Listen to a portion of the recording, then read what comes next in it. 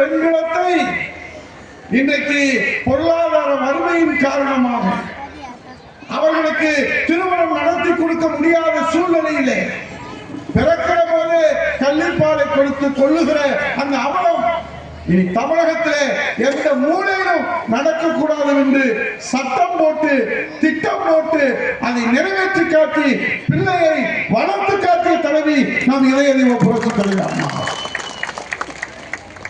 இப்ப அந்த திட்டம் என்னாச்சுன்னே தெரியல. அவங்ககிட்ட கேட்டா அப்படி ஒரு திட்டம் இருந்துச்சானே தெரியலன்றாங்க. இருசக்கர வாகனம் உழைக்கிற மகளிருக்கு இருசக்கர வாகனம் கொடுக்க வேண்டும் என்று அம்மா தேர்தல் வாக்குறுதியிலே சொன்னார். நீங்கள் எங்களை வெற்றி பெற செய்து அம்மா மறைந்து விட்டார். ஆனால் கொடுத்த வாக்குறுதி நம்முடைய தெய்வ வாக்கு, அது சத்திய வாக்கு. புரட்சி தமிழர் ஐயா எடப்பாடியார் முதலமைச்சராக இருந்தார். அம்மா கொடுத்த தெய்வ வாக்கு நிறைவேற்ற வேண்டும் என்பதற்காக பாரத பிரதமர் நரேந்திர மோடிஜி அவர்களை அழைத்து வந்து இருசக்கர வாகன திட்டத்தை துவங்கி வைத்தார்கள். உழைக்கிற மகளிருக்கு அந்த திட்டம் என்ன இப்ப கேட்டா பதில் இல்லை. தாய்க்கு தங்கம் திட்டம். இங்க இருக்கக்கூடிய எங்கள் அன்பு சகோதர சகோதரிகள் தாய்மார்கள் எத்தனை பேரு மஞ்சள் கயிறு போட்டிருக்கிறாங்க? தங்கத்தை பார்த்திருக்கிறோமா? இது எப்படி அம்மாவுக்கு தெரிந்தது என்று தெரியவில்லை. அம்மா சொன்னார், நான் ஆட்சிக்கு வந்தால் 4 கிராம் தங்கம், பள்ளிக்கூடத்தில் படிப்பு படித்திருந்தால் 25,000 ரூபாய், பட்ட படிப்பு படித்திருந்தால் 50,000 ரூபாய்.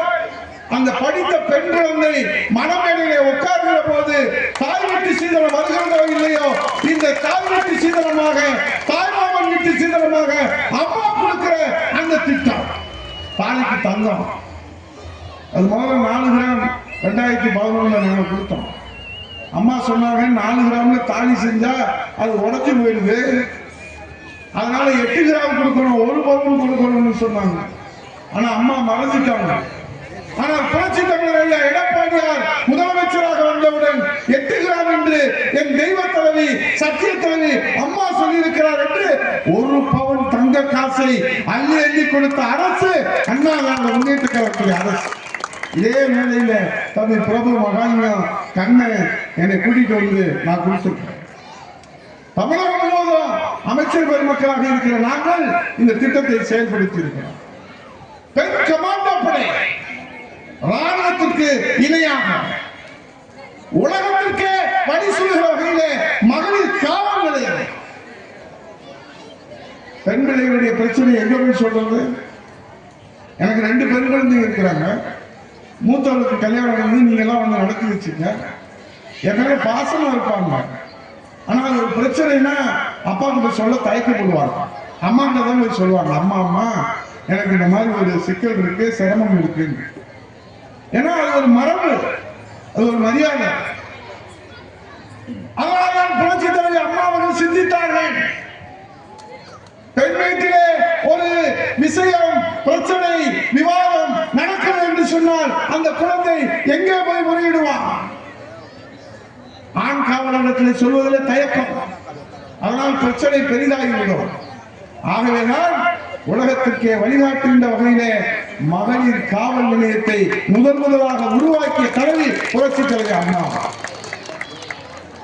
இதே மாதிரி நான் சொல்லிட்டே போகலாம். இன்னொரு சந்தர்ப்பத்தில் உங்ககிட்ட நான் சொல்றேன். இன்னைக்கு என்ன பிரச்சனை? ஏன் திண்ணை பிரச்சாரம்? இந்த நோட்டீஸ் அடிச்சு ஏன் உங்கள்கிட்ட கொண்டு வந்து கொடுக்குறோம்? இதே உதயகுமார நீங்க அமைச்சரா கொண்டு வந்து இந்த மேடையில் நிறுத்தினீங்க, நீங்க வாக்களிச்சீங்க. புரட்சி தலைவி அம்மா அமைச்சர் கொடுத்தாங்க, புரட்சி தலைவர் ஐயா எடப்பாடியார் அமைச்சர் கொடுத்தாங்க. 2வது முறையும் நீங்க வெற்றி பெற வச்சீங்க. நாங்க ஆட்சி அமைக்கல. ஆனால் இந்த திருமங்கலம் தொகுதிக்கு 234 சட்டமன்ற தொகுதியில பெருமை சேர்க்கின்ற வகையில ஜனநாயகத்தின் அடிப்படையில இந்த சாமானியனை சட்டமன்றத்தின் முதல் வரிசையில சட்டமன்ற எதிர்கட்சி துணைத் தலைவர் என்கிற அந்தஸ்து இந்த திருமங்கலம் தொகுதிக்கு, இந்த கள்ளிக்குடிக்கு, இந்த வில்லூருக்கு கொடுத்திருக்கார். ஆகவேதான் திருப்பதி அவர்கள் சொன்னார்கள், அமைச்சர் அந்தஸ்துக்கு இணையாக இந்த திருமங்கலம் தொகுதி இன்றைக்கு ஸ்டார் அந்தஸ்தை பெற்றிருக்கிறது. அதனாலதான் நம்ம எந்த கோரிக்கை வச்சாலும் அதை உடனடியாக பெற முடியும். மக்கள் கைதிருக்கிற இங்க வந்து உட்கார்ந்தோம். இங்க பட்டா வேணும்னு சொன்னோம். ஈபி வந்து பயன்மேனே இல்லைன்னு சொன்னோம். நிவாரணம் கேட்டோம். அதை பரிசீலனை பண்றேன்னு சொல்லி இருக்கிறாங்க. பரிசீலனை பண்ணா பார்ப்போம், இல்லாட்டா ரோட்ல உட்கார்ந்து ஒரு கை பார்ப்போம். அதுதான் இன்னைக்கு எதிர்கட்சி இல்லை. அன்னைக்கு அதிகாரம் இருந்துச்சு, நீங்க கொடுத்த அதிகாரம் கலெக்டர் இங்கே வர வச்சோம். இன்னைக்கு அதிகாரம் இல்லை என்று எதிர்கட்சியாக இருக்கிறது. நாங்கள் என்ன செய்ய முடியும் என்று சாக்கு போக்கு சொல்பவர்கள் அல்ல. அண்ணா திராவிட முன்னேற்ற கழகம் போராடி அந்த உரிமையை பெற்றுத் தருவதில் முதன்மையாக இருக்கும். அதுதான் நம்முடைய ஆரம்பத்தில இன்னைக்கு திருமங்கலத்துல நான்குவழி சாலையில அருள் சகோதரர் தமிழகத்தில் சொன்னாரு.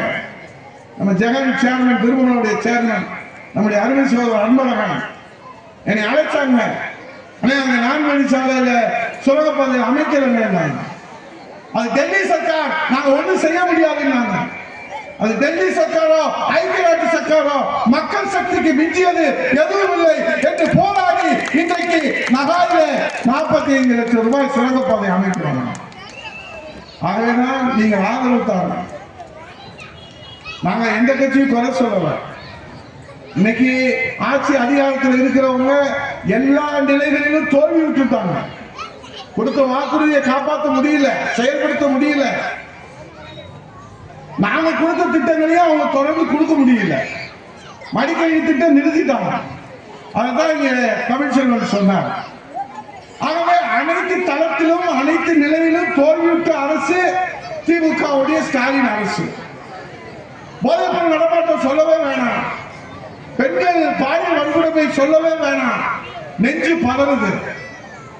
ஆக இப்படிப்பட்ட ஒரு சூழ்நிலையில இவர்கள் இதை பற்றி கவலைப்படாமல் அவன் அப்பான்னு கூப்பிடணும். இப்ப அவருக்கு கவலை. ஸ்டாலினுக்கு என்ன கவலை?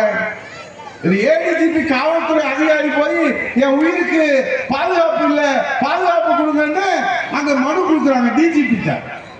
இன்னைக்கு கூட டிஜிபி மதுரைக்கு வந்து ஆய்வு நடத்திருக்காரு. இவர் டிவியில உட்கார்ந்து சொல்றாரு, அப்பான்னு என்னை எல்லாரும் கூப்பிடுறாங்க. யாராவது எள்ளி கொடுத்துன்னு சொல்லிவிட்டாரு மனுஷன்.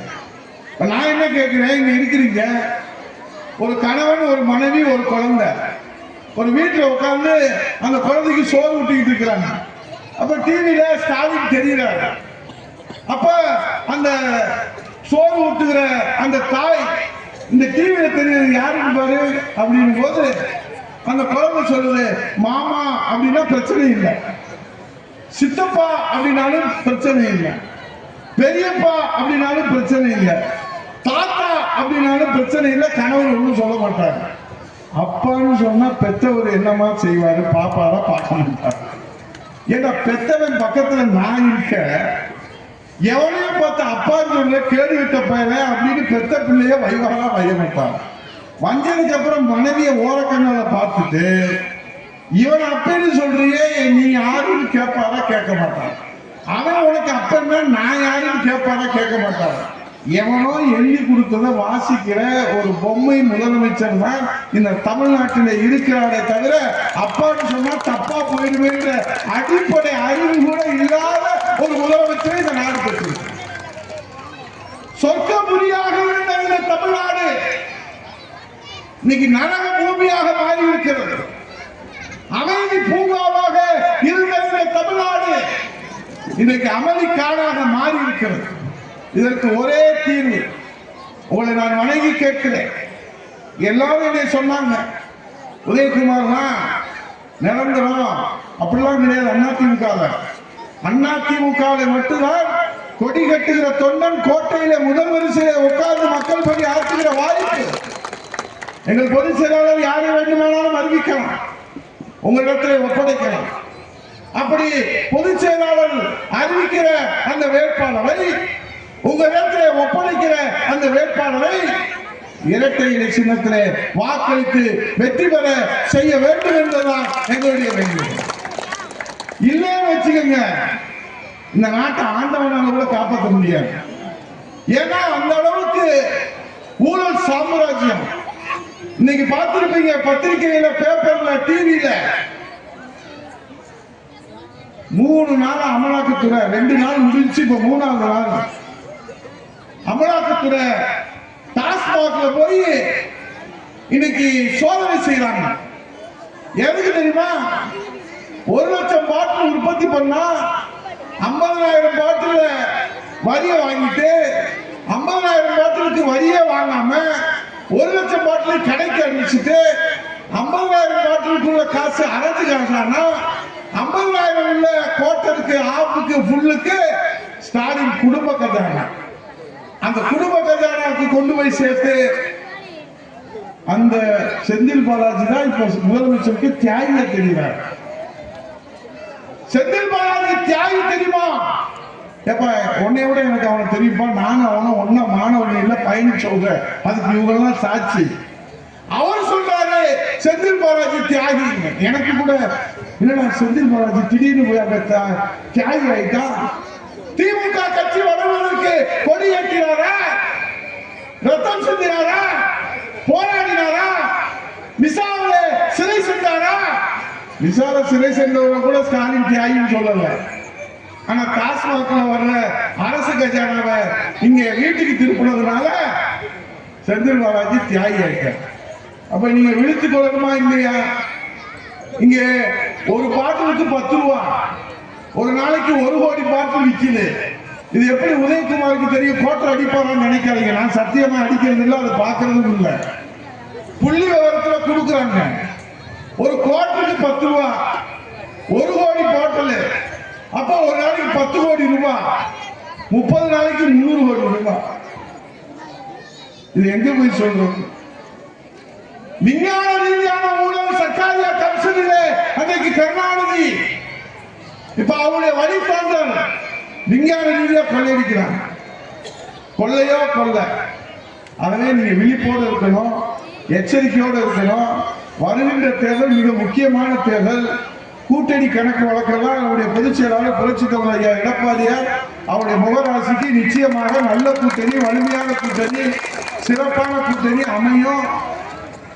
நிச்சயமாக புரட்சித் தலைவர் எடப்பாடியார் முதலமைச்சராக வருவார். அப்போது இந்த வில்லூரை நான் கண்ண மாதிரி சிங்கப்பூர் ஆக்கிறேன்னு சொல்ல முடியாது. நான் கூட கேட்டேன், என்னப்பா நீ பண்ண சிங்கப்பூர் ஆக்கிறேன்னு சொல்லிட்டு எதையாவது சொல்லாதப்பா. அடிப்படை கட்டமைப்புகளையும் மக்கள் கோரிக்கைகளையும் மின்னல் வேகத்திலே நிறைவேற்றி கொடுக்கிற ஒரே அரசு புரட்சி தலைவி அம்மாவுடைய அரசு, அண்ணன் எடப்பாடியார் தலைமையிலான அரசு என்று சொல்லி இதுவரைக்கும் நான் சொன்னதெல்லாம் கேட்டீங்க அமைதியா.